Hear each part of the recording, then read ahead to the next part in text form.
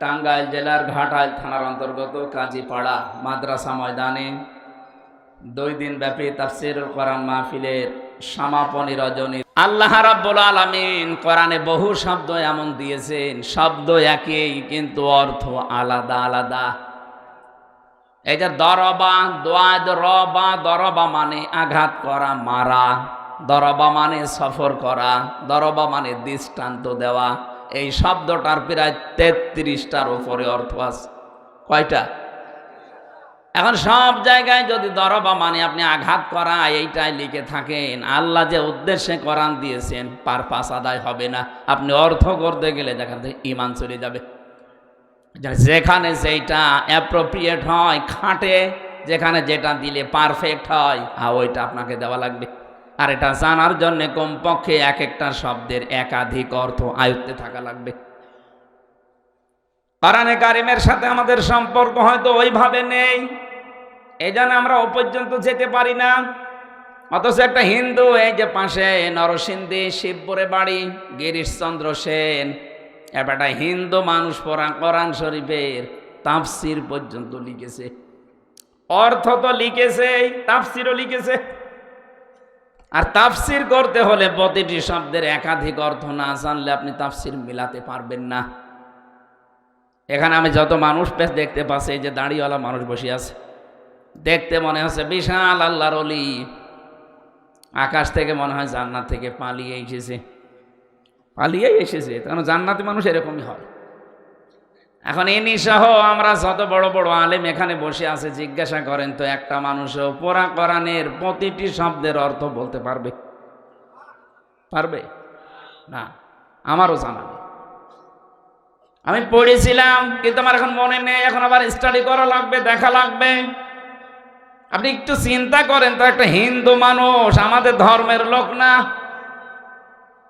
হিন্দু ধর্মের মানুষ হয়ে কোরআনের একটা অর্থ না, প্রতিটি শব্দের একাধিক, এমনকি কমপক্ষে মনে হয় 33টা করে অর্থ তার জানা ছিল, নয়তো তাফসীর করতে পারতো না। এই মানুষটা তাহলে আমাদের চাইতে কোরআন পড়েছে বেশি, বুঝেছে বেশি, লিখেছে বেশি। কথা বলে না কেন? হেদায়েত পাইনি। মরে গেলে তারে কবরে দেওয়া হয়নি, জানাজাও দেওয়া হয়নি, পুড়িয়ে ফেলা হয়েছে। কি বুঝলেন আপনি এই ঘটনা থেকে? আজকে বছরে 1 দিন 2 দিন আপনি কোরআন শুনতে এসে মনে করছেন আল্লাহর ওলি হয়ে যাব আজকে। না, আপনি তো কোরআন ওর মতো পড়েননি, ওর মতো বোঝেনও নি, ওর মতো লেখেনও নি। ওর সে তো শুধু মন ছিল না, এই জন্য এত আয়ত্ত করার পর আল্লাহ হেদায়েত দেয়নি। আমরা যদি 1 দিনের জন্য 2 দিনের জন্য বছরে এখানে এসে আমার মন যদি না তৈরি হয়, কোরআন শরীফ গলিয়ে খাওয়িয়ে দিল, আপনি হেদায়েত পাবেন না। এই জন্য আপনার মন আগে তৈরি হওয়া লাগবে যে না, আজকে যা বলছে এটা আমার জন্যই বলছে। কারণ হামজা এসেছে ওর বাবার কথা বলার জন্য না। কথা বলেন না কেন? এই বিশ্বাস অন্তত আপনার আছে যে ওর বাবার কথা বলার জন্য আসে নাই? আছে না? এই জন্য আমি দলিলগুলো দিয়ে দেই, যে বাড়িতে যে আপনি মিলিয়ে দেখবেন এইটাই লেখা আছে। আল্লাহ রাব্বুল আলামিনের ক্ষেত্রে এখানে শব্দটা ব্যবহার হচ্ছে মাকার না, জামা মুতাকাল্লিম। আল্লাহ বলেন ওরা কৌশল করেছিল আর আমি নিজে কৌশল করেছি। ওরা ষড়যন্ত্র করে, আমি কৌশল করেছি। অহুম লা ইয়াশউরুন, ওরা টেরও পায়নি। কি টের পায়নি? লূত আলাইহিস সালামের জামানায় আল্লাহ যে গজব দিয়েছিলেন, ডেড সি বানিয়ে দিয়েছিলেন পুরা জমিনটাকে। ওদের ওই যে এরিয়া যেখানে ওরা পুরুষে পুরুষে জেনা করত, যেটা বাংলাদেশে এখন অনেকে সাপোর্ট করছে। কথা বলছেন এখন?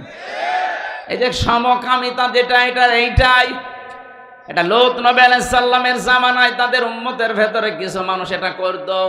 আল্লাহ এত রাগ করেছিলেন, গজব দিয়েছিলেন, এমন গজব যে পুরা জমিনটা ওই সময় মৃত সাগর বানিয়ে দিয়েছেন। আল্লাহ রাব্বুল আলামিন বলেন ফানজুর কাইফা কানা আকিবাতু মাকরিহিম। নবী আপনি একটু নজর করে দেখবেন, এই যে ষড়যন্ত্র যারা করেছিল তাদের উপর আমার প্রতিশোধ আমি কি করে নিয়েছিলাম। তাদের পরিণাম কি হয়েছিল আপনি একটু দেখেন। জর্ডানে যান, এই সাগরটা এখনো আছে। আমরা যারা জর্ডানে গেছি দেখে এসেছি, ডেড সি, মৃত সাগর, কোনো জিনিস ওখানে বাঁচে না, যা দেবেন সব ভেসে ওঠে। আল্লাহ রাব্বুল আলামিন কেন এই কাহিনী হাজার হাজার বছর আগেরটা আমাদের শোনালেন একটু খেয়াল করেন। আমার মনে হচ্ছে তাফসিরের সাথে আমার বাস্তব মিলে যায়, এই জন্য বলছি। আল্লাহ পাক বলেন, আন্না দাম্মারনাহুম ওয়া কওমাহুম আজমাইন। আন্না একালিফ টান আছে, অবশ্যই আমি, দাম্মারনাহুম ওয়া কওমাহুম আজমাইন, তাদের সকলের প্রতি প্রতিশোধ নিয়েছি, তাদের শিকড় পর্যন্ত আমি তুলে ফেলেছি। কিভাবে তুলেছি দেখান। ফাতিলকা বুয়ুতুহুম খাওয়াতাম বিমা যালামু। আপনি এই যে দেখেন এই ঘরগুলো পড়ে আছে, আল্লাহ যেন তার কুদরতি হাত দিয়ে এভাবে দেখাচ্ছেন, এই জন্য তিলকার আগে ফা দিয়েছেন। ফাতিলকা বাইতুন এক বচন, বুয়ুত বহু বচন, হোম জমির। আল্লাহ বলেন তাদের যত ঘর ছিল আপনি তাকান, এই ঘরগুলো সেই ঘর যেগুলো পড়ে আছে, খাওয়াতান জনশূন্য হয়ে, উজাড় গৃহ হয়ে গেছে, বিরামহীন, মানব শূন্য। বিমা যালামু, কারণ এই ঘরে বসে বসে তারা দুর্বিসন্ধি করত, জুলুম করত, টর্চার সেল বানিয়েছিল ঘরগুলোকে, আয়না ঘর বানিয়েছিল ঘরগুলোকে। এই সমস্ত অফিস, এই সমস্ত ঘরগুলো মানবতার বিরুদ্ধে অবস্থান নেওয়ার জন্য গোপন ষড়যন্ত্রের ঘর ছিল। আপনি একটু তাকান ওই ঘরের দিকে, দেখেন খাওয়াতান জনশূন্য করে দিয়েছি। এটা হাজার হাজার বছর আগের কথা, অথচ ১৫০০ বছর আগে আল্লাহ আয়াতটা নাজিল করে নবীজিকে শোনালেন। আর আমার মনে হচ্ছে ২০২৪-এর ৫ আগস্টের বিকাল বেলা আল্লাহ আয়াতটা নাজিল করেছে। আপনি একটু তাকান, যারা ষড়যন্ত্র করেছিল কোরআনে কারিমের বিরুদ্ধে বলেন, মানবতার বিরুদ্ধে বলেন, আল্লাহর আইনগুলো উল্টিয়ে পাল্টিয়ে মানুষের সামনে তারা উপস্থাপন করার চেষ্টা চালাচ্ছিল। এমনি এদেশে আল্লাহর কোরআনের নিয়ম নীতি চলে না, যেই কয়টা ছিল ওই কয়টাও হাত দিয়েছিল তারা বিভিন্ন কায়দায়। পারিবারিক মুসলিম যে আইন আছে এইটার উপরও হাত দেওয়ার চেষ্টা চালিয়েছে। এক ছেলে যা পাবে ২ মেয়ে তাই পাবে, এইটা একটু ছিল হালকা, এইটাও পাল্টিয়ে ফেলার চেষ্টা করেছে।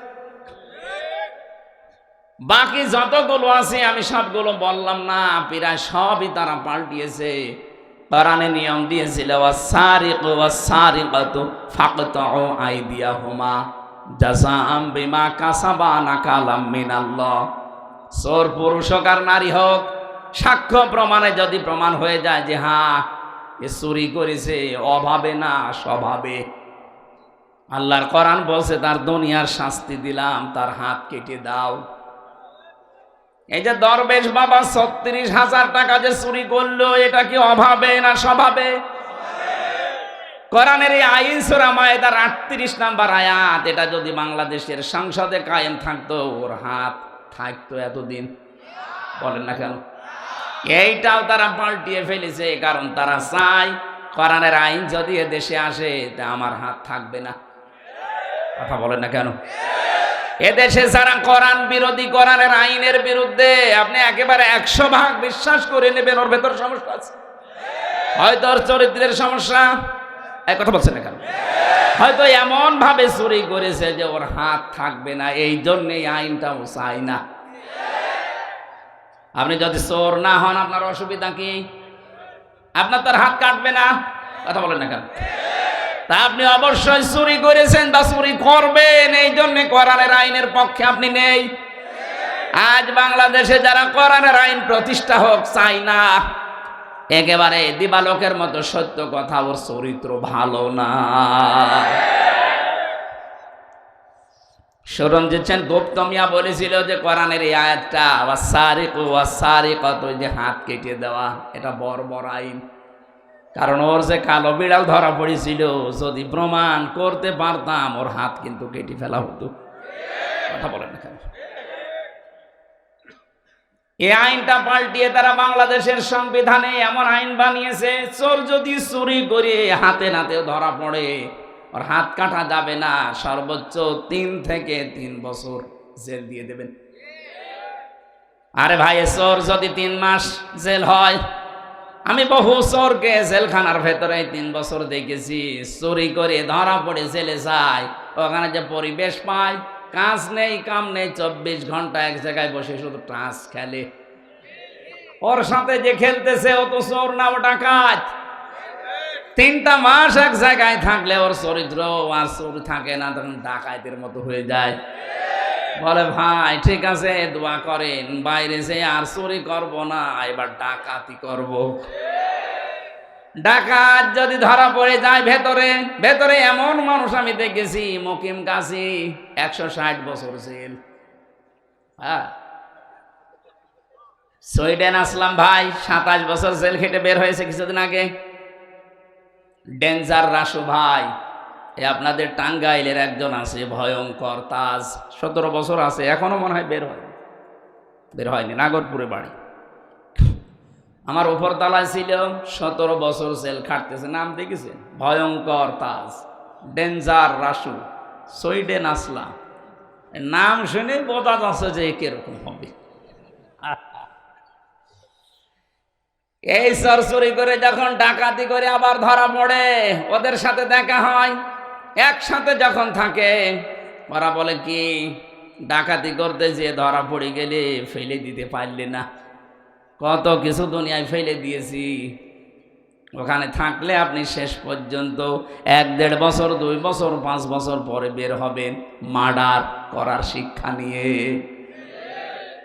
ওখানে লেখা আছে গেটের সামনে, এটা জেলখানা নয় শুধু, এটা হচ্ছে সংশোধনাগার। সংশোধন হয় যদি কোরআনের নিয়ম নীতি মেনে ওখানে রাখতো, সংশোধন হয়ে যেত। জেলার আর সুপার আইন যারা করে, ওখানে বিচার বৈঠক আছে, কেস টেবিল বলে, ওখানে যদি আদেশ দিত যে এর ভেতরে যারা আছেন কোরআনের যেই কয়টা আয়াত মুখস্থ করতে পারবেন, ওই রকম এখানে আপনাকে উপকার করা হবে। যদি বলা হতো যেই কয় বছর আছেন, যেই কয় পারা মুখস্থ করতে পারবেন, ওই কয় বছর শাস্তি আপনার মাপ। যার 30 বছর জেল হয়েছে, ও চিন্তা করতো 30 বছর জেল, 3 বছরে পুরাটা মুখস্থ করে আয়ত্ত করে আমি বাইরে যাব, পুরাটা মাপ হয়ে যাবে, ওর জীবন পুরা সংশোধন হয়ে যেত। আল্লাহর এই আইনেও তারা হাত দিয়ে এমন আইন বানিয়েছে না, মানুষের চরিত্র সংশোধন হওয়া দূরের কথা, চোর গেলে ডাকাত হয়, ডাকাত গেলে খুনি হয়। কথা বলেন না কেন? এগুলো দিয়ে হবে না। এই জন্য সংবিধান সংস্কারের জন্য আহ্বান জানাচ্ছে। আমরা চাই এ মানুষের তৈরি করা সংবিধানে দেশে দরকার নেই। আল্লাহ যে সংবিধান পাঠিয়েছে, ওয়ানজালনা ইলাইকাল কিতাবা হুকমান আরাবিয়্যা, হে নবী আমি আপনার প্রতি যে কিতাব নাজিল করেছি এটা কিন্তু সংবিধান। এটা কি? সূরা রদের ভেতরে আছে, এটা আমি বানালাম। বলেন। আর সংবিধান সংস্কারের জন্য মানুষকে আহ্বান জানাচ্ছে প্রধান উপদেষ্টা। আমরা চাচ্ছি দেশের আলেমদেরকে নিয়ে যান। কোরআনে কারিমে 73টা ধারা আছে। সূরা ফুরকান, ফুরকান মানে সংবিধান। ফুরকান মানে কি? সত্য মিথ্যার পার্থক্যকারী সংবিধান এটা। এখানে 73টা 74টা ধারা দেওয়া আছে। এই 74টা ধারা যদি বাংলাদেশের সংবিধান হয়ে যায়, আল্লাহর নবী যেমন বলেছিলেন খায়রুল কুরুনি করনি, আমার যুগ শ্রেষ্ঠ যুগ, বাংলাদেশে ইউনূস সাহেব বলবে আমার দেশ শ্রেষ্ঠ দেশ। এটা 53 বছরে তো আমরা দেখি নাই। এই 53 বছরে কত মানুষ তো নিজের মন মতো করে চালিয়েছে। বাবা চালিয়েছিল, মানুষ দুর্ভিক্ষে মরে গেছে। এটা আমি বানালাম। যারা মুরব্বী আছে জিজ্ঞাসা করেন, বাবা যখন চালিয়েছে ওই সময় শুনেছি। আমার তো 33 বছর, আমি জানি না, আমি শুনেছি। আমার দাদা বলতো ওই সময় মানুষ দুর্ভিক্ষেও মরে গেছে। কথা বলেন না কেন? এরপরে স্বামী চালিয়েছিল, কারো স্বামী না কাঙ্ক্ষিত মানে শান্তি দিতে পারেননি। চাচা চালিয়েছিল, জোর করে 9 বছর জেল হয়েছে, 10 বছর। ভাবে চালিয়েছে, ববু চালিয়ে গেল, যা হয়েছে দেখলাম। এখন শুধু বাকি আছে আল্লাহর কোরআন দিয়ে দেশটা চললে কেমন দেখা যায়। আমাদের জীবনের বড় আশা, বড় আকাঙ্ক্ষা, তামান্না, আল্লাহ বহু কিছু দুনিয়াতে তুমি আমাদেরকে দেখিয়েছো। তোমার কালাম দিলে 56,000 বর্গ মাইল চললে কেমন দেখা যায়, এটা একটু দেখার তৌফিক দিও। এটা আমরা চাই না? কারা চান দেখে? লিল্লাহে তাকবীর।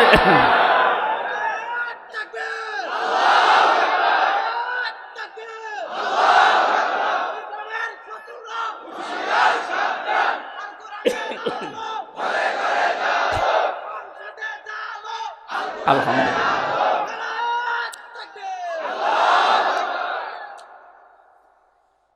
আল্লাহ রাব্বুল আলামিন লূত আলাইহিস সালামের জামানার কথা নবীজিকে মনে হচ্ছে আঙ্গুল দিয়ে দেখিয়ে দিচ্ছে। আপনি দেখেন, যারা আল্লাহর কোরআনের, যারা আল্লাহর আইনগুলো পাল্টিয়ে ফেলেছিল, আল্লাহর আইন ছিল নারী আর পুরুষে বিয়ে হবে, আর ওরা পুরা পাল্টিয়ে পুরুষে বিয়ে করেছে।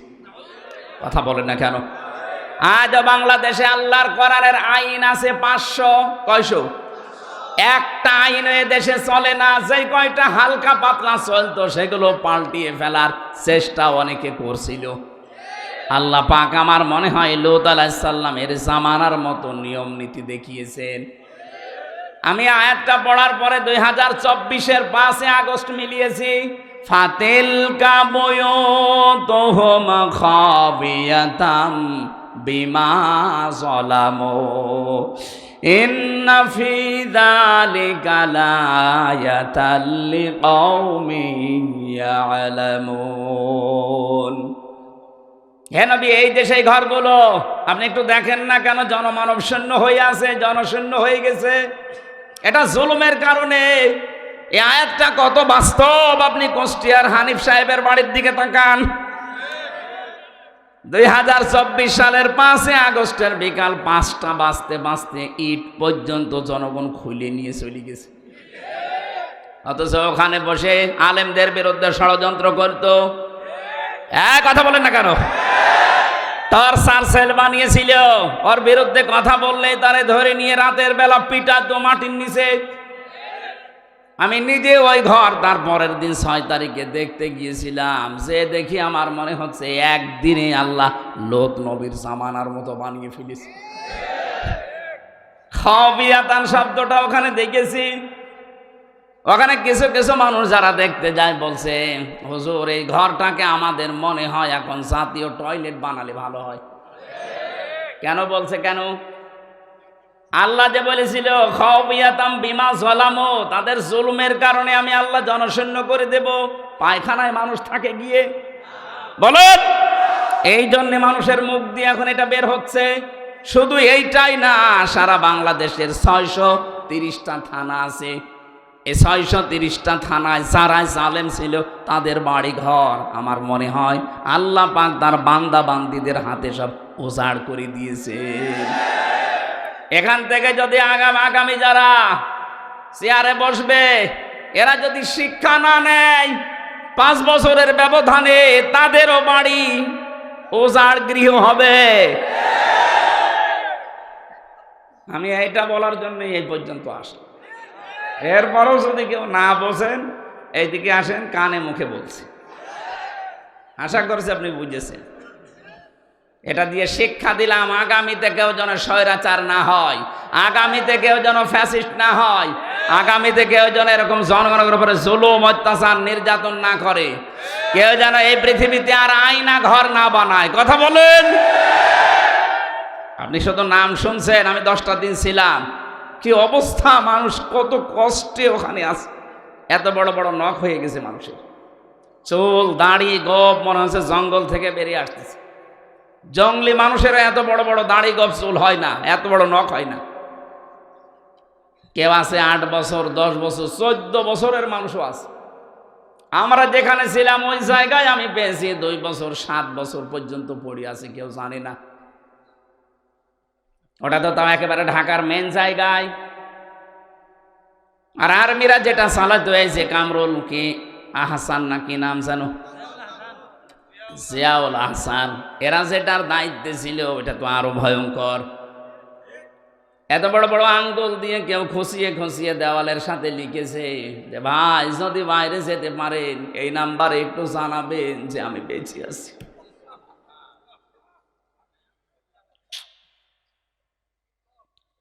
একটা লোক 5 বছর 8 বছর 14 বছর পড়ে আছে, ও জানে না যে এটা কোন সাল চলছে, ও জানে না যে কোন মাস এটা, ও জানে না যে এটা কয়টা বাজে, এখন কি বার, এটা কিচ্ছু জানে না। সকালবেলা কয়েকটা ছোলা দিত, পচা ছোলা।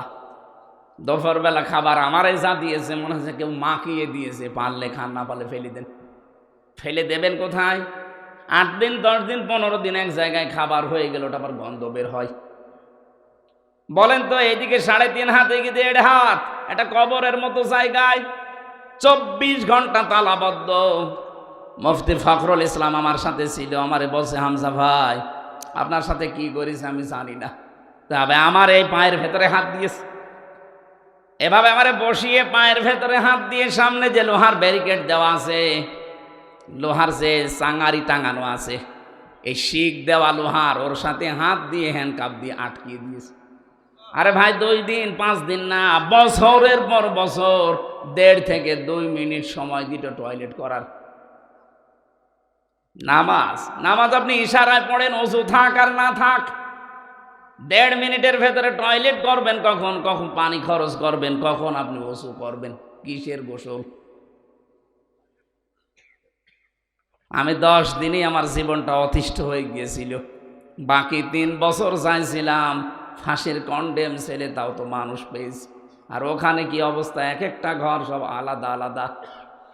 এত ভয়ঙ্কর জায়গায় যারা দায়িত্ব পালন করত, মাঝে মাঝে ভাবতাম আল্লাহ এরা বাড়ি যে সংসার করে কি করে। এরা তো বাড়ি যায়, বাইরে যায়, যে স্ত্রীর সাথে মেলামেশা করে, এদের তো সন্তানাদি আছে, এরা তো বন্ধু বান্ধবের সাথে মেলামেশা করে, কিভাবে এদের কি বিবেক মরে গেছে। এই দৃশ্যগুলো তো এরা প্রতিদিন দেখে যাচ্ছে। 8 ঘন্টা করে ডিউটি আপনি দেখে গেলেন না যে কি করছে একটা মানুষের সাথে। আমার মনে হয়তো ওরা বাইরে এসে মনে হয় লাল পানি খেত অথবা ঘুমের বড়ি খেত, নাই তো ওদের ঘুম আসার কথা না। আর এখন বলে আমি কি করেছি যে আমার পানাল পালানো লাগলো। কি করেছেন মানে? কিচ্ছু করেননি, শুধু আয়না ঘরটার কারণে আপনার শাস্তি হওয়া দরকার। টের পাচ্ছেন? পৃথিবীর ইতিহাস পাল্টিয়ে ফেলেছে। আমি নিজে দেখেছি, এই কারণে সাক্ষী হিসাবে বললাম। তাও তো আমি ভালো জায়গায় ছিলাম। আপনার একটা বিবেকে কি বলে বলেন তো? একটা মানুষ, জীবিত মানুষ, 2 দিন 5 দিন রাখলেই তো মরে যাওয়ার কথা। 14 বছর পড়ে আছে একটা ঘরের ভেতরে, দুনিয়া আছে কিনা ও জানি না। এত বড় জুলুম করেও যদি কেউ বলে যে আমি কি করেছি, চট করে চলে আসতেছি, আপনি আসেন, আপনাকে চট করে আসাচ্ছি। মানুষের বিবেক আছে, বিবেকের উপরে মনে হয় কুকুরে প্রসাব করছে।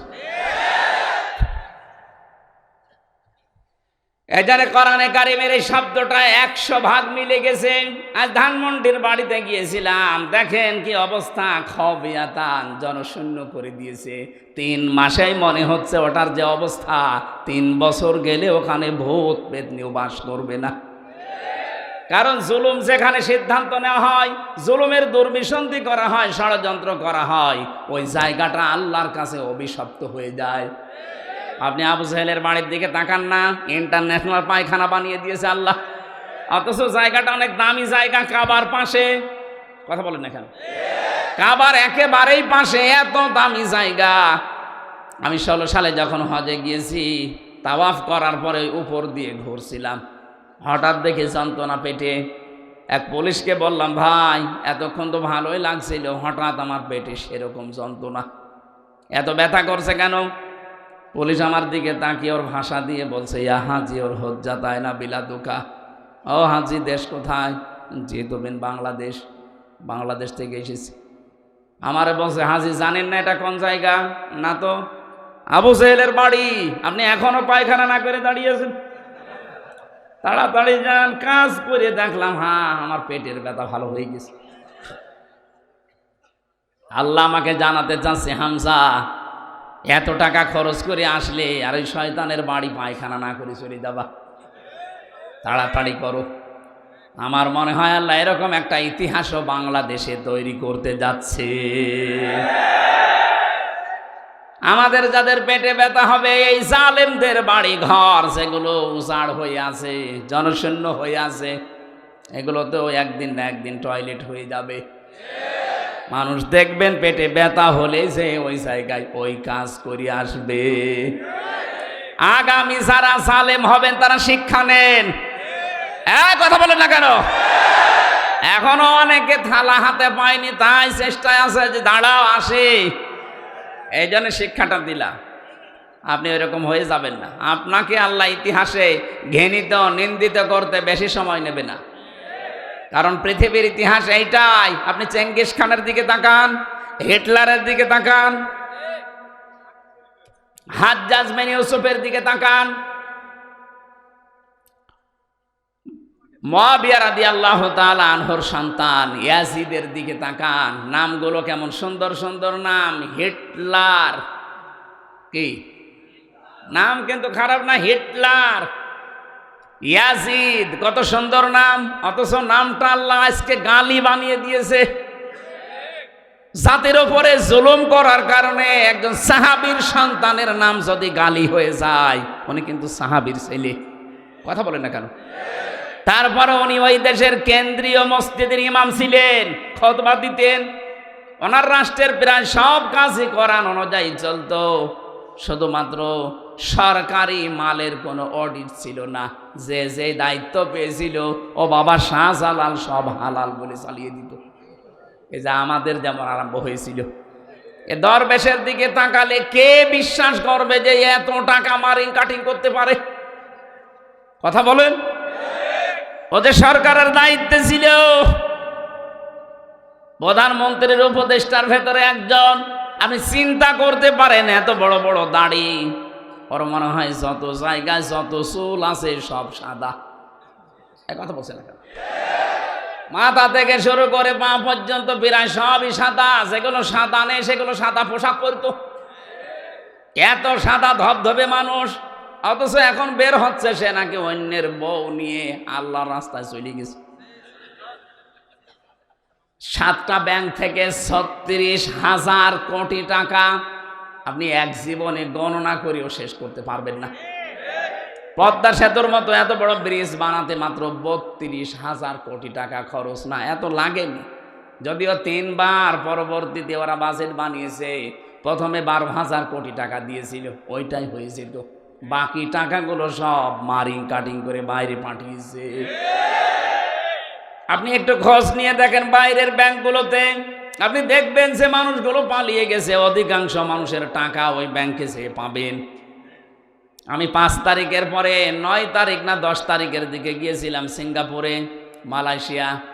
এ দেশগুলোতে যেখানে যাই নামতাম, নামার পরে হোটেলে উঠলে দেখতাম আল্লাহর ওলি নামতেছে। কি গো হুজুর দোয়া করেন। দোয়া করবো মানে?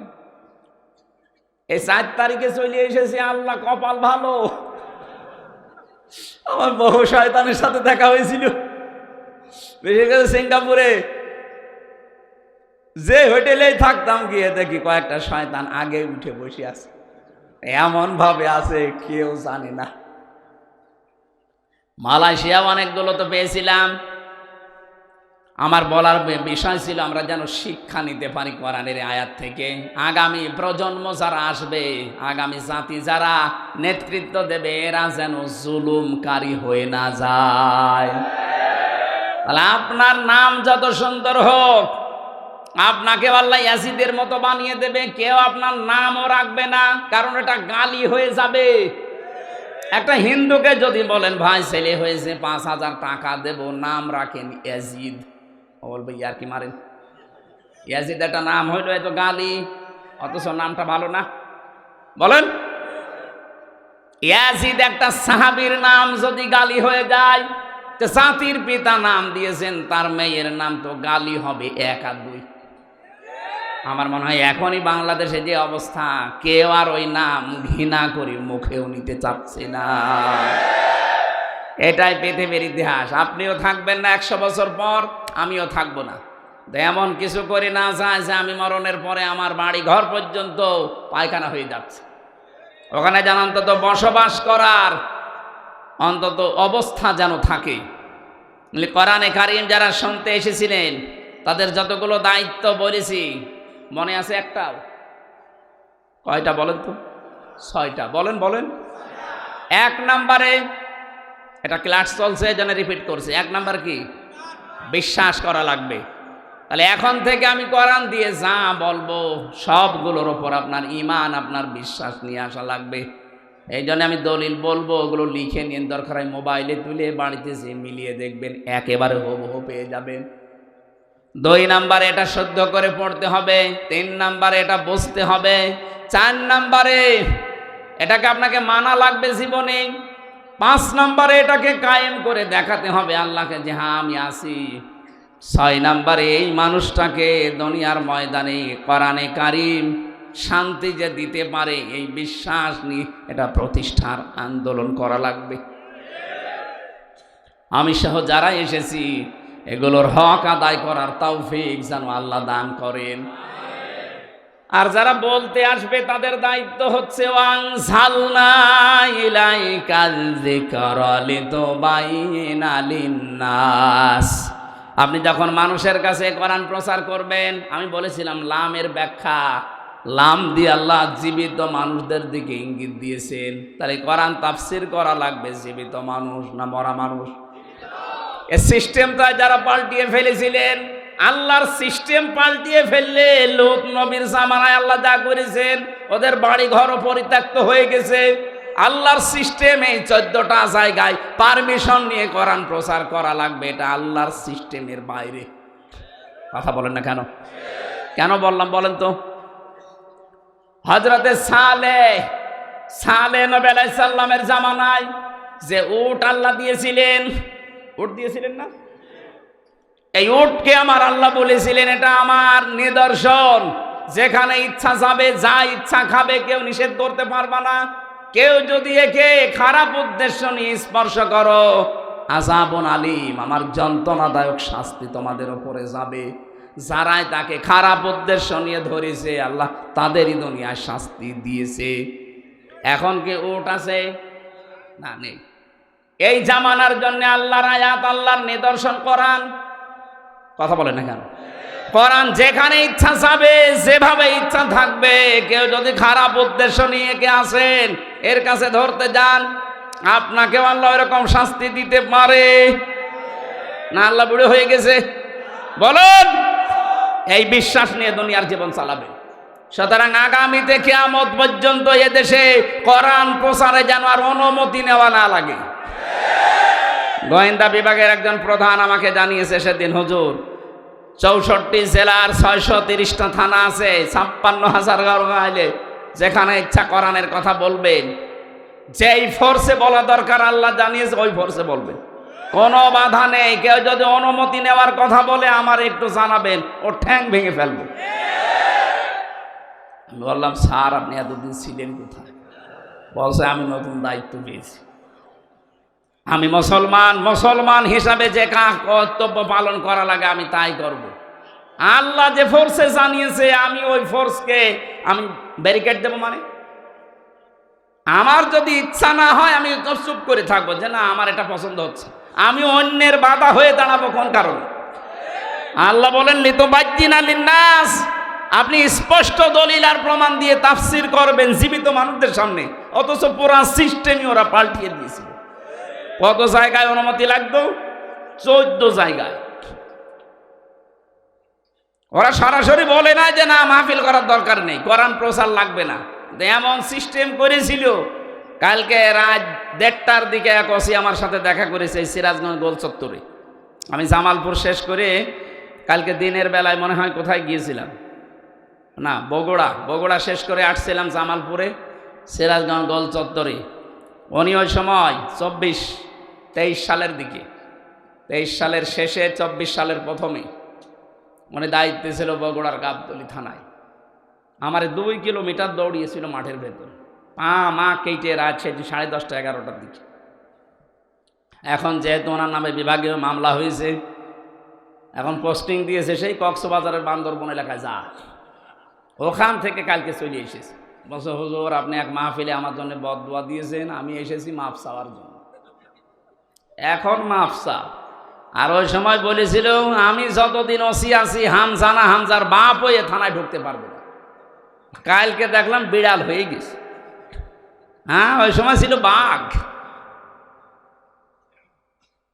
14টা জায়গায় আপনি নিয়ম করেছিলেন, আর যারা ছিল দায়িত্ব কি মানুষ, ওর কাছে অনুমতি নেওয়া লাগবে।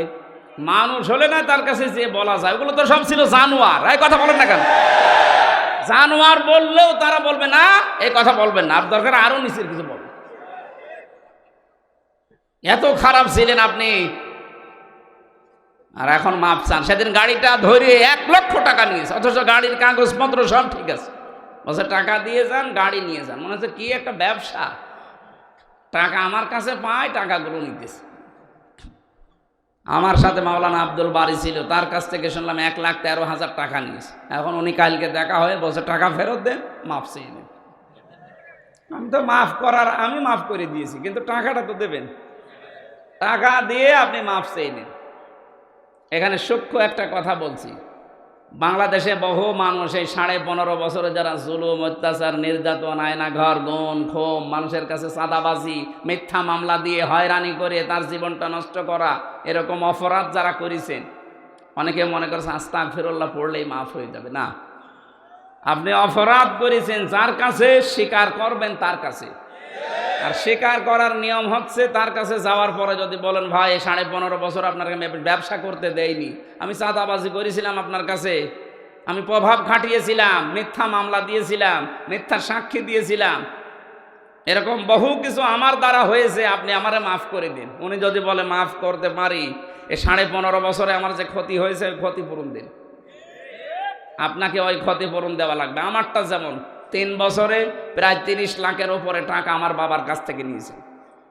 আমার কাছে যদি মাপ পেতে চায়, আমার মামলার আয়ু থেকে শুরু করে যারা একেবারে টপ টু বটন জড়িত, প্রত্যেককে আমি বলবো 3 বছর ফাঁসির কন্ডেম সেলে থাকবেন, আর 30 লাখ করে টাকা আমার বাবাকে দেবেন, ক্ষতিপূরণ দেবেন। এরপরে বলবেন যে হুজুর মাফ করে দিন। কালকে যেমন ওসি বলছিল মাফ করে দিন, মাফ করে দিয়েছি, কিন্তু টাকা দিন। এক কথা বলছেন এখানে। এই তাওবা যদি বাংলাদেশে চালু হয়ে যায়, আমরা বহু মুসলিম মানুষ অন্তত একটু মাজা খাড়া করে দাঁড়াতে পারবো। আর সামনে যারা চেয়ারে বসবে ওরা বলবে না দরকার নেই, ওই একতলা আছে একতলায় থাকা, দোতলা করতে যেহেতু আরেকজন একটা মারিং কাটিং করা লাগবে। এক কথা বলেন না কেন? তখন এই ভয়তে বন্ধ হয়ে যাবে। আমরা চাই আন্তর্জাতিক অপরাধ ট্রাইব্যুনাল যেটা গঠন হয়েছে, খুব তাড়াতাড়ি অপরাধীদের যারে তালিকা হয়েছে, মামলা হচ্ছে, এদের তাড়াতাড়ি করে বিচার করে দুনিয়াতে রায় দেন, আগামী প্রজন্ম দেখে শিক্ষা নেবে। আর যদি ফাঁক ফকর দিয়ে মাপ পেয়ে যায়, আগামী যারা আসবে চেয়ারে ওরা ডবল জালেম হবে। আমরা আমাদের ভবিষ্যৎ প্রজন্মকে শান্ত, নির্মল, স্বচ্ছ, নিরাপত্তা, এরকম একটা শান্তি, স্বস্তি, নিরাপত্তার পরিবেশ উপহার দেওয়ার জন্য এই বিচার তাড়াতাড়ি দেখতে চাই। আপনি যদি বানানো বিচার করে, বানানো ট্রাইব্যুনাল বানিয়ে যদি ভালো ভালো মানুষকে হত্যা করতে পারেন, আপনি যে হত্যা করছেন এর একেবারে সরাসরি প্রমাণ এখন হাজার মানুষের কাছে আছে।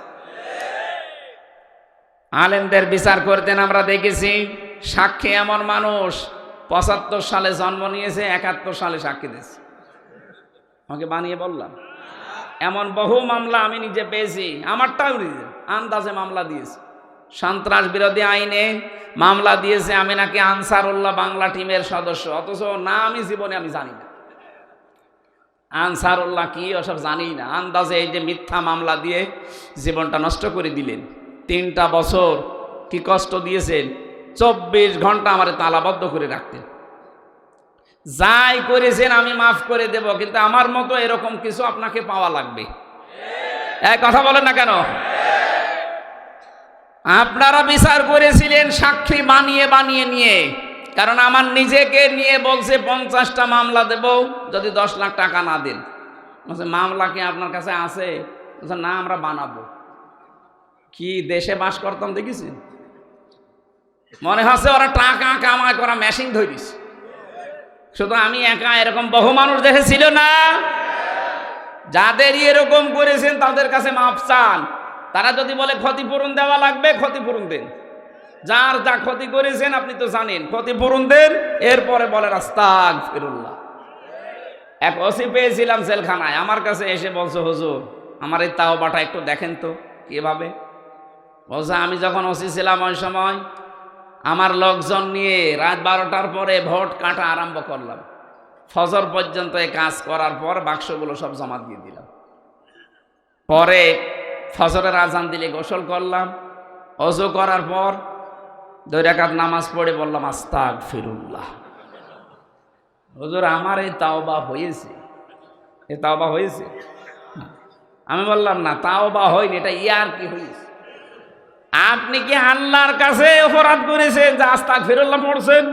আপনি তো অপরাধ করেছেন হামজার কাছে। আমার মতো 3.5 লাখ 4 লাখ হামজা লাগে একটা এমপি বানাতে, এক কথা বলেন না কেন? আর আপনি সব রায় বাদ দিয়ে নিজে নিজে রায় দিয়ে আপনি এমপি বানিয়ে দিলেন। দিনের ভোট রাতে করে ফেললেন, এক কথা বলেন না কেন?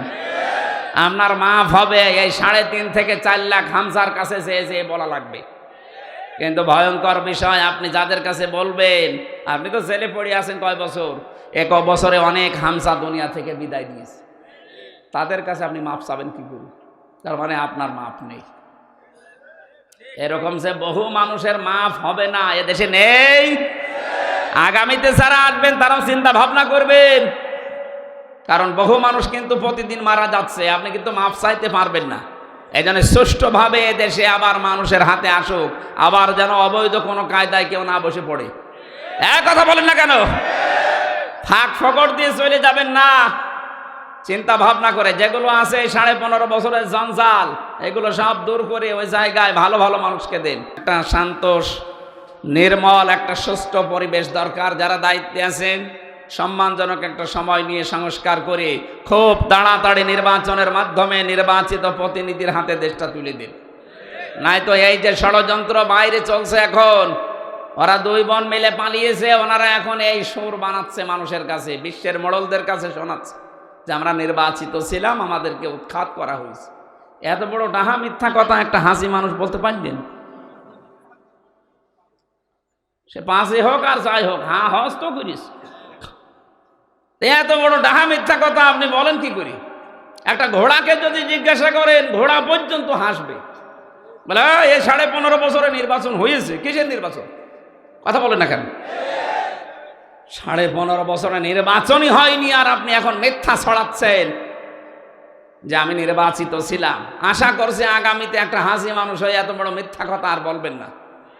আর এই ষড়যন্ত্র থেকে বাঁচতে হলে ডক্টর মোহাম্মদ ইউনূস আপনি খুব তাড়াতাড়ি সম্মানজনক সময় নিয়ে যত জায়গা আছে তাড়াতাড়ি পাল্টান। 1628টা চেয়ার ছিল এই দেশে, প্রত্যেকটা ছিল জালেম, প্রত্যেকটা পাল্টান। এক কথা বলেন না কেন? প্রত্যেকটা চেয়ার পাল্টিয়ে নতুন মানুষ এখানে বৈষম্যের শিকার হয়ে যারা ছিল তাদেরকে নিয়ে আসেন। এই যে নাটোরের এসপি সাহেবকে দিয়েছে, 15.5 বছরে লোকটা বৈষম্যের শিকার হয়েছিল, আজকে দায়িত্ব পেয়েছে। এরকম মানুষকে আপনি নিয়ে এসে এতদিন যারা জুলমের শিকার ছিল, বৈষম্যের শিকার ছিল, তাদেরকে নিয়ে এসে তাদের জায়গা মতো বসান। দেখবেন এই জায়গাগুলো যদি 1628টা চেয়ার হযরত ওমরের মতো মন মানসিকতা সম্পন্ন মানুষ বসতে পারে, এই দেশ একটা মিনি জান্নাত হয়ে যাবে। কথা বলেন না কেন? আমরা এইটাই তো চাচ্ছি, নাকি নাকি যারা আছে এরা এখন তড়িঘড়ি করে নির্বাচন দিয়ে দিক, আবার দিনের ভোট রাতে হয়ে যাক?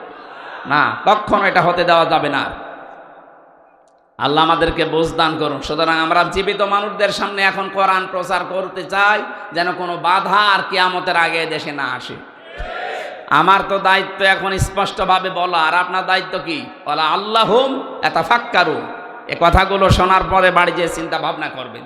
আজকের আমার আলোচনার বিষয় এই যে দিন শব্দটা নিয়ে ভ্রান্ত ধারণা আছে বাংলাদেশে, ভারত আর পাকিস্তান। আমি বিশ্বের যে কয়টা দেশই ঘুরেছি, অন্যান্য দেশে দিন নিয়ে এমন ঝামেলা পাইনি। অথচ এই 3টা দেশে যত রকমের ভেজাল, ঝামেলা, সমস্যা এই দিন শব্দ নিয়ে। এটা যদি আমাদের কাছে ক্লিয়ার হয়, পরিষ্কার হয়, এদেশে দিন কায়েম করার পথ আরো সুগম হবে। এই জন্য এই বিষয়টা বেছে নিলাম। সূরা আলে ইমরান 83 নম্বর আয়াত, খুব ভালো করে শুনবেন, নাকি বাড়ি চলে যাবেন? শুনবেন তো, এখন শুনবেন তো, জবান খুলে কোরআনের সোনালী আয়াত পড়েন। আউযু বিল্লাহি মিনাশ, মেহমান কি আসবে কয়টায়? সাইদি সাহেবের ছেলে আসবে কয়টায়? একটা সময় তো বলবেন না, এখানে আছে। আরে ভাই, একটা সময় আন্দাজ বলা লাগবে না? হ্যাঁ ঠিক আছে, একটু লিখে এখানে দিয়ে দিবেন। বিসমিল্লাহির রহমানির রহিম। এই এটা তো হইল না, আপনি কথা দিলেন কি আর করছেন কি? এই ছেলে, কোথায় যান? কোথায়? শুধু পোশাক পায়খানার বিড়ি খাওয়া ছাড়া কেউ যেতে পারবেন না। বিড়ি খেতে যান, অসুবিধা নেই না। অনেকের এমন নেশা, ও না খেলে মনে হয় যে টাল হয়ে যাচ্ছে। এরকম যাদের অভ্যাস, তারা আস্তে করে খেয়ে আবার চলে আসবে। আফা গায়রা দীনিল্লাহি ইয়াবগুন ওয়ালাহু আসলামা মান ফিস সামাওয়াতি ওয়াল আরদ তাওআন ওয়া কারহান ওয়া ইলাইহি ইরজাউন।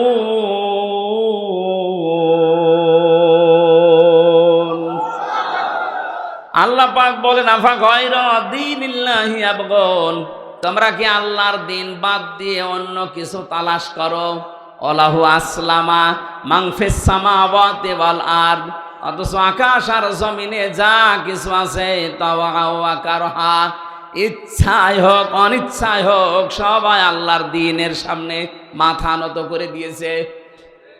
ওয়া ইলাইহি ইরজাউন, সবাইকে ফিরে যাওয়া লাগবে তার কাছে। এটা বাংলা অর্থ ছিল। এবার আমি তাফসীর থেকে যেগুলো নোট করেছি আপনাদের জ্ঞাতাব্দে জানাচ্ছি। দিন শব্দটার প্রধান অর্থ আমি পেয়েছি 19টা, সামারাইজ করে করে 10টা বানিয়েছি। এই 10টা বিষয় যদি আপনার এই প্র্যাকটিক্যাল লাইফে, দুনিয়ার জীবনে আপনি মানতে না পারেন, কবরে যাবার পরে যে দ্বিতীয় প্রশ্ন করবে, মা দীনুকা, তোমার দিন কি, আপনি বলতে পারবেন না। সুতরাং আমাদের সবার যেহেতু ওই কবরে যাওয়াই লাগবে, ওখানে যাওয়ার আগে যেন এই যে প্রশ্নের জবাবটা আমরা দুনিয়ায় জোগাড় করে নিতে পারি। কথা বলেন না কেন? আজকে দিনের বেলায় যেখানে আলোচনায় ছিলেন জামালপুরে মেলান্দ, ওখানে আমি প্রথম প্রশ্নের জবাব হিসাবে 5টা অর্থ বলেছিলাম। আল্লাহর ফেরেশতারা যখনই আপনাকে বলবে আমার রব্বুকা, যদি বলেন আমার রব আল্লাহ, 5টা জিনিস সঙ্গে সঙ্গে জিজ্ঞাসা করবে। ওই 5টা যদি দুনিয়ায় কেউ মেনে নিতে পারে, ও কবরে বলতে পারবে রব্বি আল্লাহ, আমার রব আল্লাহ। আজকে দ্বিতীয় প্রশ্ন এখানে করছি, কালকে কুমিল্লায় আছে 3 নাম্বার প্রশ্নের উপরে কথা বলবো। মান হাজার রজুল, এই লোকটা কে ছিল? ওখানে প্রায় 17টা পয়েন্ট আছে, ওর উপরে কালকে আমি কুমিল্লায় আলোচনা করব। এখন আলোচনার বিষয়, দিন শব্দটা যদি বলতে যায় যে দিন ওনাল ইসলাম, তাহলে কয়টা জিনিস মানা লাগবে? 10টা। বলেন, কালকে দুপুর বেলা ছিল 5টা, কিন্তু এখন ওটা তো রব ছিল, এখন দিন। আল্লাহ পাক বলেন, কি হয়েছে তোমাদের? আমি যে দিন পাঠিয়েছি, আমার দিন বাদ দিয়ে কোন দিন তালাশ করো? তাহলে দিন শব্দের শাব্দিক অর্থ এই রাতের পরে যেটা আসবে ওই দিন। আরো জোরে বলেন। দিনের প্রধান অর্থ কোরআনে কারিমে আল্লাহ দিয়েছেন। দিনের প্রধান অর্থ হচ্ছে বিচার দিন।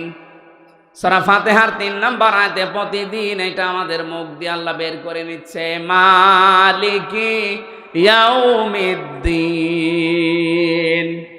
জবান খুলে আয়াতটা একবার পড়েন, মালিকি ইয়াউমিদ্দিন। কিয়ামতে বিচার দিনের মালিক একচ্ছত্র কার? কেন আল্লাহ এই কথা প্রতিদিন আমাদের মুখ দিয়ে কমপক্ষে 17 বার বের করে নেয়? আপনি যদি কোনো নামাজ না পড়েন, শুধু ফরজ নামাজ পড়েন, তাও এটা 17 বার পড়া লাগে। কয়বার? প্রতিবারে সূরা ফাতিহা পড়া লাগে না? ফাতিহা পড়লেই তো 3 নাম্বার আয়াত এটা চলে আসে, মালিকি। এই জবান খোলেন না কেন? মালিকি। যতবার পড়বেন প্রতিটি অক্ষরে 10টা করে নেকি জমা হয়ে যাবে আমলনামায়। জবান যাদের আছে আকাশ বাকাশ মুখরিত করে বলেন মালিকি ইয়াউমিদ্দিন। তাহলে দিনের প্রথম অর্থ হচ্ছে বিচার দিন। কোন দিন? এই দিনকে আপনি কিভাবে বাস্তবে নিয়ে আসবেন? কোরআনে কারীম বিশ্ব নবীকে আল্লাহ আদেশ দিচ্ছেন প্রশ্নবোধক চিহ্ন দিয়ে, আর আইতাল্লাযী ইউকাযযিবু বিদ্দিন। হে নবী, আপনি কি ওই মানুষগুলোকে দেখেছেন যারা কিয়ামতের দিন বিশ্বাস করে না? বিচার ব্যবস্থা যে একটা দিন আছে, 50 আলফা সানা মিম্মা তাউদ্দুন, যেটার বিশাল লম্বা 50,000 বছরের মতো লম্বা হবে এই দিনটা। আপনি কি ওই মানুষগুলোকে দেখেছেন যারা এই দিন বিশ্বাস করে না? নবীজি বলেন, কই, আমার তো সামনে পড়ে না। যাদেরই দেখি মনে হয় যে বিশাল এত দিন মানা লোক। আল্লাহ পাক বলেন না, কয়েকটা গুণ আপনি দেখবেন, যদি দেখেন এগুলো তাদের চরিত্রের সাথে মিলে যাচ্ছে, তখন আপনাকে আমি বলে দিলাম ওই মানুষগুলো দিন বিশ্বাস করে না, কিয়ামত বিশেষ করে। ফাযালিকাল্লাযী ইয়াদউল ইয়াতীম। আল্লাহ পাক বলেন প্রথম দিনের বিশ্বাসী না, কিয়ামত বিশ্বাস করে না। মুখে বললেও ওদের অন্তরে বিশ্বাসটা নেই। তারা কারা? যারা এতিমের গলায় ধাক্কা দেয়, মিসকিনকে যারা খাবার দিতে চায় না। বলেন তো, এই যে 2টা গুণ বললাম বাংলাদেশে বহু মানুষের ভেতরে আছে, অথচ তারা মুখে কিন্তু বলে যে কিয়ামত বিশ্বাস করি। আপনি কিন্তু কবরের ভেতরে বলতে পারবেন না দীনুল ইসলাম, আমার দিন ইসলাম বলতে পারবেন না, কারণ প্রথম নম্বর অর্থে আপনি ধরা খেয়ে যাচ্ছেন। কথা বলেন না কেন? আমি আশা করছি সহজ আপনি বুঝে ফেলেছেন। যাদের জীবনে এরকম আসবে চরিত্র যে এতিমের গলায় যারা ধাক্কা দেয়, এতিমকে খাবার দেয় না, মিসকিনকে খাবার তো দেয় না, খাবার দেওয়ার জন্য উৎসাহ যোগায় না।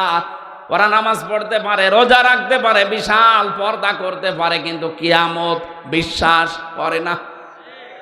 কিয়ামত যদি কেউ বিশ্বাস না করে, ও কবরে যে 2 নম্বরে প্রশ্নের জবাবে দীনুল ইসলাম বলতে পারবে না। আমরা যেন ধরা না খাই, যেন আমাদের চরিত্র আজকেই পাল্টাবো। বিশেষ করে ইয়তীম যারা, এই মানুষগুলো যে কত অসহায় দুনিয়াতে, এদের মনের ভেতরে একটা চাপা দুঃখ আছে। নবীজি বলেন তামাম দুনিয়ায় যত এতিম, সব এতিমের সর্দার আল্লাহ আমাকে বানিয়ে দিয়েছিলেন। এতিম সে কি, বাবা মা না থাকলে কি হয় এটা তো আমি জানি। আমার জীবনে এরকম গেছে, মানুষ ওপরের গাছে ওঠার পরে নিচে যখন ডাল ভেঙে পড়ে গেছে, যেই ডালটাই ধরে ওইটাই ভাঙে, যেইটা ধরে ওইটাই ভাঙে। আমি জন্মের আগ থেকে শুরু করে যেই ডাল ধরেছি, একটা ডাল কেউ শক্ত পাইনি, প্রতিটা ভেঙে ভেঙে আমি নিচে পড়ে গেছি।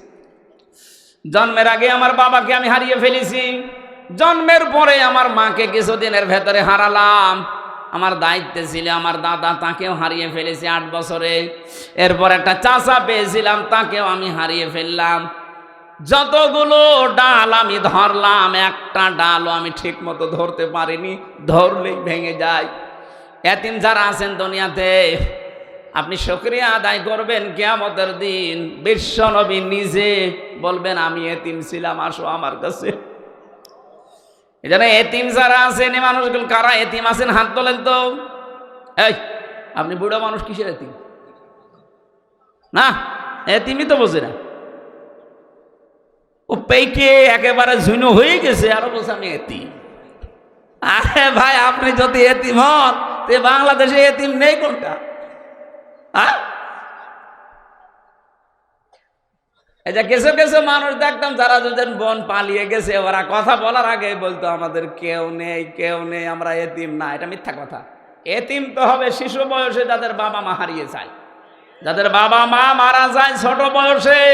ছোট বলতে এখানে 1 থেকে সর্বোচ্চ 15 বছর হতে পারে। এই 15 বছরের আগে যাদের বাবা মা মারা গেছে, এদেরকে আপনি এতিম হিসাবে গণ্য করতে পারেন। আপনার বয়স যখন 70 বছর, আপনি কিসের এতিম? আপনি এতিম, আপনি বুড়ো এতিম না। এটা শুধু না, আসল এতিম হচ্ছে তারা, এই পৃথিবীর ময়দানে সব চাইতে বড় এতিম তারা যারা মানুষের আন্ডারে কাজ করে। এই বাংলাদেশে যত মানুষ আমরা কাজ করে খাই, আমাদের উপরে যারা দায়িত্বে আছে তাদের কাছে আমরা এতিম। এইটাই আসল এতিম। এদের খাবার দাবার যেটা, এদের বেতন বোনাস ভাতা যেটা, এটা যেন বন্ধ না হয়। আজ কত মানুষ এই যে গাজীপুরে আসলে যে ফ্যাক্টরিগুলো আছে, গার্মেন্টসগুলো আছে, উপরে যারা দায়িত্বে আছেন প্রত্যেকের কাছে নিচে যারা কাজ করছে লেবার, তারা কি? আরো জোরে বলেন। এই মানুষগুলো সব তো আপনার কাছে এতিম। সেই রংপুরের কুড়িগ্রাম, লালমনিরহাট, ওই সেই রমারি, রাজীবপুরে এলাকা থেকে মেয়েরা অসহায় ওই সমস্ত জায়গায় আসে।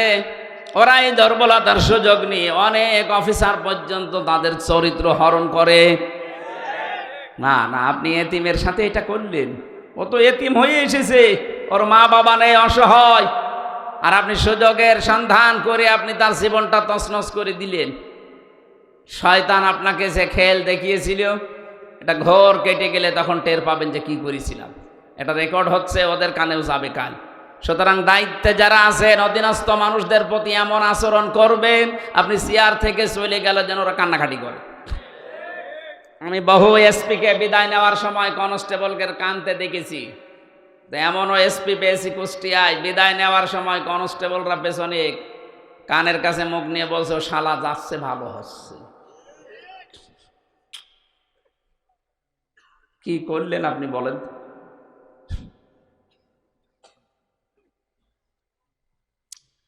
আমার ভাইরা, কিয়ামতের দিনের প্রথম অর্থ আল্লাহ কেন দিয়েছেন?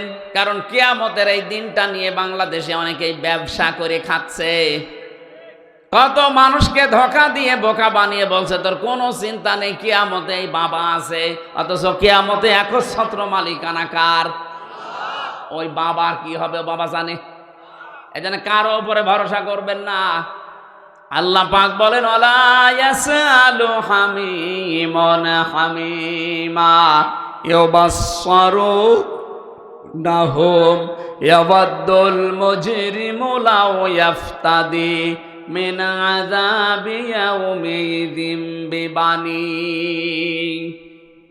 ওয়াসাহিবাতিহি ওয়া আখি ওয়া ফাসিলাতিহি আল্লাতী তুবি ওয়া মান ফিল আরদি জামিআ সুম্মা ইউজি।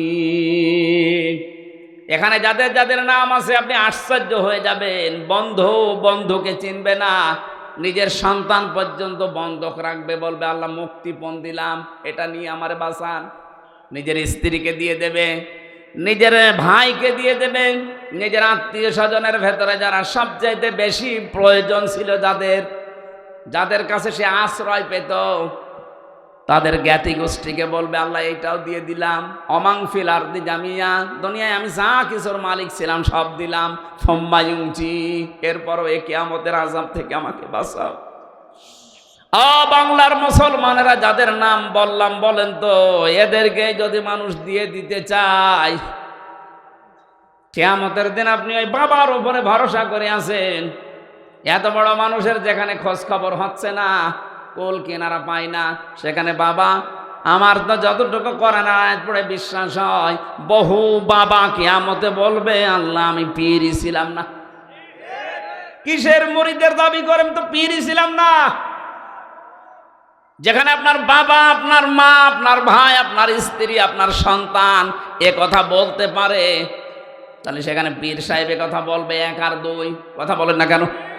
এই জন্য দিন যারা বিশ্বাস করেন, কারো উপরে বিশ্বাস করবেন না, ভরসা করবেন না।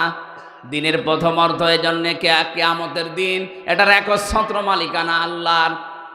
2 নম্বরে দিনের অর্থ বেশি আনুগত্য, যেটা সূরা আলে ইমরান 83 নম্বর আয়াতে আছে। 3 নম্বরে দিন মানে জীবন ব্যবস্থা। আল ইয়াউমা আকমালতু লাকুম দীনাকুম وأتممت عليكم نعمتي ورضيت لكم الإسلام دينا জোরে বলেন সুবহানাল্লাহ। সূরা মায়েদার ৩ নম্বর আয়াতে আল্লাহ এই তথ্যটা দিয়েছেন এই কারণে পৃথিবীতে আজকের এই দিনে আমি দিন আমার ইসলাম পরিপূর্ণ করে দিলাম। কিয়ামত পর্যন্ত ইসলামের ভেতরে নতুন করে কিছু দেওয়া লাগবে না, আর ইসলাম থেকে কিয়ামতের আগে কিছু বাদও দেওয়া যাবে না। আজ যারা ইসলামের ভেতরে নতুন নতুন নিয়ম নীতি প্রবেশ করিয়েছেন দরবারের নামে, জিকিরের নামে, ইবাদতের নামে, এক কথা বলছেন এখন, এগুলো দিন নয়। আল্লাহর নবী বলেছেন যে মানুষগুলো ইসলামে নতুন কিছু প্রবেশ করাবে, ওটা যদি আমি রাসূল কর্তৃক সাপোর্ট করা না হয় ওটা পরিত্যাজ্য, ফাহুয়া রদ্দুন। অথচ আজ বাংলাদেশে এই ভেজালটাই বেশি, আসল ইসলাম নেই, সব বানানো ইসলাম। বিশ্বের মুসলিম দেশগুলোর দিকে তাকান তো, কোনো জায়গায় আপনি পীর এই শব্দটা পাবেন কিনা? শুধু এটা বাংলাদেশ আর ভারত আর পাকিস্তানে পাওয়া যায়। কথা বলে না কেন? ইসলাম যেখান থেকে এসেছে ওই দেশে পীর শব্দটা আমি পাইনি। যে মদিনা থেকে ইসলাম এসেছে ওখানে যান তো, কোনো পীরের অস্তিত্ব পান কিনা? কথা বলে না কেন? আপনি পীরের কাছে যেতে আমি নিষেধ করছি না, কিন্তু উস্তাদ হিসাবে যাবেন শিক্ষা নেওয়ার জন্য, যেটা জানেন না ইসলামের শেখার জন্য, তাছাড়া অন্য কোনো উদ্দেশ্য যাওয়া জায়েজ নেই। এমন জায়গায় যাওয়া যাবে না যে নিজেই জানে না। এই যে নজিবুল মশর মাইজ ভান্ডারী নামে এক শয়তান পীরের নাম নিয়ে চলতো, কথা বলেন, এই শয়তান এবং চাঁদপুরের একজন সেও একটা পীরের নাম নিয়ে চলতো। এরা দুইজন মিলে কোরআনের পাখি সাইদি সাহেবের নামে ধর্ষণ মামলা দিয়েছিল। এত কিছুর বিচার হচ্ছে, দেশে জনতা দেখছে এই দুই শয়তান কোথায় আছে, এদেরকে খুঁজে বের করা হোক। মিথ্যা মামলা দিয়ে যারা মানুষের জীবন শেষ করে দেয় তাদেরকেও এখন এই শাস্তির আওতায় আনতে চায়। কোরআনের পাখি এতদিন বেঁচে থাকলে আমার তো মনে হয় এখন এই ময়দানে তিনি আসতেন। যদিও কথা ওইভাবে বলতে পারতেন না, কিন্তু কোরআনে কারিমের একটা কথা হলো আমাদেরকে শোনাতেন। আমি জীবিত থাকতে একদিন মাত্র দেখতে পেয়েছিলাম, একদিন 10 মিনিটের জন্য আমার কাছে ছিল। তার যে কথাবার্তারা এখনো পর্যন্ত, যে ইমানের যে শক্তি, আপনি ধর্ষণ মামলা দিলেন নিজে নিজেই। পরবর্তীতে এই নজিবুল বশর মাঝ ভান্ডারী বলতো আমি যা করেছি বিএনপি জামাত আমারে ছাড়বে না, তাহলে নিজে নিজে স্বীকার করছে।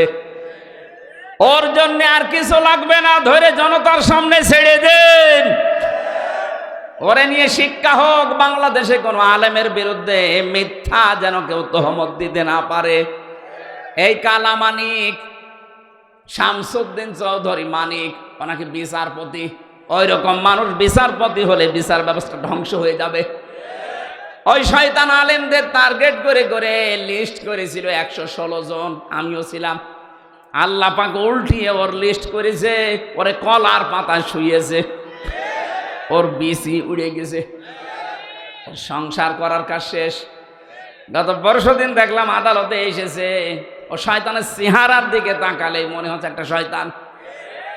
আলেমদের বর্দ আছে, কত গ্যারান্টি কাজে লাগে এটা তার নিজে প্রমাণ। এই কালামানিক, কথা বলেন না কেন? সাইদি সাহেব বলেছিল আমাকে যারা এভাবে অপমান করতে পারে আল্লাহ তুমি একটাকেও ছাড়বা না। যারা যারা কাজ করেছে ডাইরেক্ট ইনডাইরেক্ট প্রত্যেককে আল্লাহ অপমান করেছে।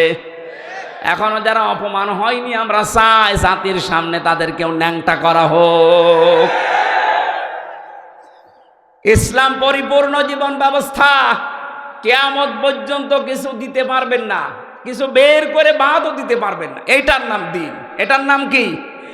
এই দিনটা যদি কেউ না মানেন তাহলে আপনি মার রব্বকা ওমান নাবিয়্যুকা 2 নম্বর বলতে পারবেন না, 3 নাম্বার 4 নাম্বারটাই আসুন।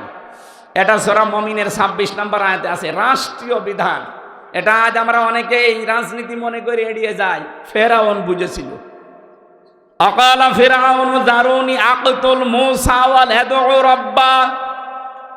আল্লাহ পাক বলেন ফেরাউন ওই সময় বলেছিল আমাকে ছেড়ে দাও, আমি মূসাকে হত্যা করব, সে তার রবকে ডাকুক, কারণ আমি দেখতে পাচ্ছি সে আমার রাষ্ট্রের নিয়ম নীতি, এখানে দিন শব্দ আছে, দিন মানে ফেরাউন বোঝাতে চেয়েছিল রাষ্ট্রের নিয়ম নীতি আইন কানুন। আমার মনে হচ্ছে মোসা পাল্টিয়ে ফেলবে। তাহলে দিন মানে শুধু ধর্ম না, দিন মানে শুধু কিয়ামতের দিন না, দিন মানে শুধু আনুগত্য না, দিন মানে রাষ্ট্রীয় বিধান। তাহলে এই দেশে যদি কেউ দিন মেনে চলতে চায়, দিনকে রাষ্ট্রীয় বিধান হিসাবে দেখার দরকার নেই। এটাই তো আমরা দেখাতে চাই। আপনার চাইতে কোরআন আমি বুঝেছি, এই জন্যই তো দিন মানে রাষ্ট্রীয় বিধান নিয়ে যেতে চাই। এটা আজ যারা মানতে চান না,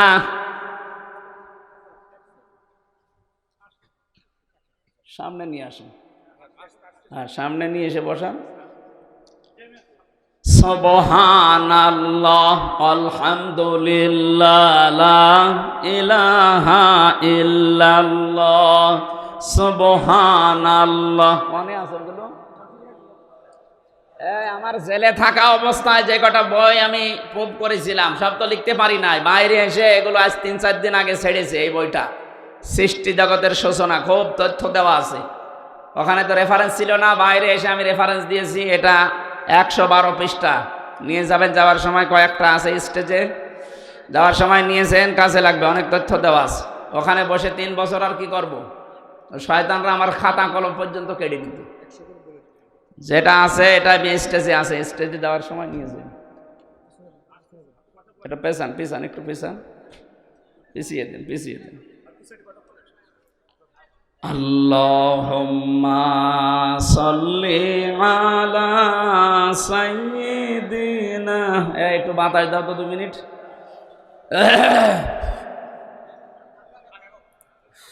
ওয়ালালি সাইয়্যিদিনা মাওলানা মুহাম্মদ। জরে জরে পড়ি দরুদ ওহে মুমিন বসিয়া, আমাদের দরুদ শোনেন নবীজি রওজা পাকে শুইয়া। আল্লাহুম্মা সাল্লি আলা মাওলানা মুহাম্মদ ওয়ালালি সাইয়্যিদিনা মাওলানা মুহাম্মদ। আমার ভাইরা, 5 নাম্বার, ঠিক আছে এখন না, পরে শেষ করি আগে। 5 নাম্বারটায় পেয়েছিলাম দিন শব্দের অর্থ হচ্ছে স্থায়ী শান্তি। দিন মানে শুধু শান্তির শব্দ আল্লাহ দেয়নি, স্থায়ী শান্তি।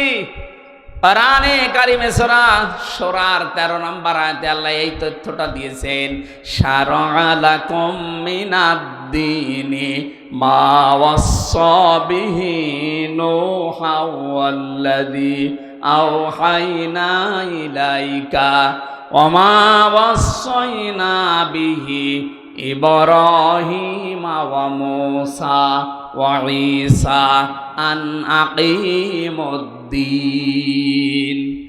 ওয়া লা তাতাফাররাকু ফীহি। আয়াতের ভেতরে যতগুলো তথ্য আছে সব চাইতে গুরুত্বপূর্ণ এই শেষের শব্দটা, একটু ভালো করে শোনেন। আল্লাহ বলেন, আমি নির্ধারিত করে দিলাম, শারআ লাকুম, তোমাদের সবার জন্য আমি ফায়সালা করে দিলাম, সিদ্ধান্ত নিয়ে নিলাম, লিখে দিলাম, সই করে দিলাম, স্বাক্ষর করলাম। কি সেটা? তোমাদের জন্য আমি দিনকে লিখে দিয়েছি। কোন দিন? হযরত নূহ আলাইহিস সালামের প্রতি যেটা দিয়েছিলাম, হে নবী আপনাকে ইব্রাহিম, মূসা, ঈসা, এই যে বড় বড় নবীদের নাম নিলাম কেন? এদের প্রতি আমার একই আদেশ ছিল, যাই করো দুনিয়াতে আমার দিন কায়েম করো। এটা আমি বানালাম। বলেন আনাকিমুদ্দিন, দিন কায়েম করেন, এটা বলেছিলেন নবীদেরকে আল্লাহ। সব বড় বড় নবীর নাম। ওয়ালা তাতাফাররাকু ফি, এ বিষয়ে কোনো মত পার্থক্য করবা না। বাংলাদেশের দিকে তাকান, হয়তো ছোটখাটো বিষয় নিয়ে আমাদের মতপার্থক্য থাকবে, এটা থাকতেই পারে, কিন্তু দিন কায়েম করা লাগবে। এ বিষয়ে কোনো ফতোয়াবাজি করলে সে কাফের। এরপরের আয়াতে আল্লাহ শব্দটা দিয়েছেন কাবুর আলাল মুশরিকিনা মা তাদউহুম ইলাই। আল্লাহ পাক বলেন এই দিন কায়েমের কথা বললে সবচাইতে বেশি খারাপ লাগবে যারা মুশরিক তাদের। এক কথা বলেন না কেন? আজ বাংলাদেশ জামাত ইসলামী এই কথাটা বললে আপনি জামাত বলে চালিয়ে দেন, চরমনাই পীর এই কথা বললে চরমনার মুরিদ বলে চালিয়ে দেন। আরে ভাই, এটা তো আপনারও কাজ, এটা নবীদের কাজ যদি হতে পারে, তা আপনি কি নবীদের উপরে? আপনি তাকাবেন দুনিয়ার নবীদের দিকে, যত নবী আল্লাহ পাঠিয়েছিলেন, হ্যাঁ প্রত্যেকটা নবীর শরীয়তে কম বেশি কিছু বিধান ছিল। কোন নবীর শরীয়তে হয়তো নামাজ ছিল, কোন নবীর শরীয়তে রোজা ছিল না, কোন নবীর শরীয়তে রোজা ছিল নামাজ ছিল না, এরকম নিয়ম নীতি কম বেশি পেয়েছি। কিন্তু প্রতিটি নবীর শরীয়তে এইটা ছিল যে দিন কায়েম করা লাগবে। আর এইটা শুনলে মন খারাপ করবে বেশি মুসলমানেরা। কারা? কাবুর আলাল মুশরিকিনা মা তাদউহুম ইলাই। হে নবী, আপনি যেদিকে ডাকছেন মানুষকে যে দিন কায়েম করো, এটা শুনলে সবচাইতে বেশি খারাপ লাগবে, মনে কষ্ট লাগবে মুশরিকদের। বাংলাদেশে তো 4 ভাগ অমুসলিম আছে, 96% মুসলমানের দেশে কথা বলতে গেলে যাদের রাগ হয় এরাও এক প্রকার মুশরিক। নবীজি জীবনে মাত্র 8 বছর রোজা করেছিলেন। কয় বছর? বলেন বলেন। মাত্র 8টা বছর রোজা রেখেছিলেন জীবনে। 8 বছরের ভেতরে 2টা ফরজ রোজা তিনি বাদ দিয়ে দিয়েছেন এই দিন কায়েমের জন্য। 17ই রমজান বদরের যুদ্ধ আর 18ই রমজান মক্কা বিজয়ের দিন, 2টা রোজা তিনি বাদ দিয়ে দিলেন। 17 ওয়াক্ত ফরজ নামাজ তিনি বাদ দিয়ে দিয়েছিলেন, কাজা করেছিলেন পরে। তার ভেতরে এক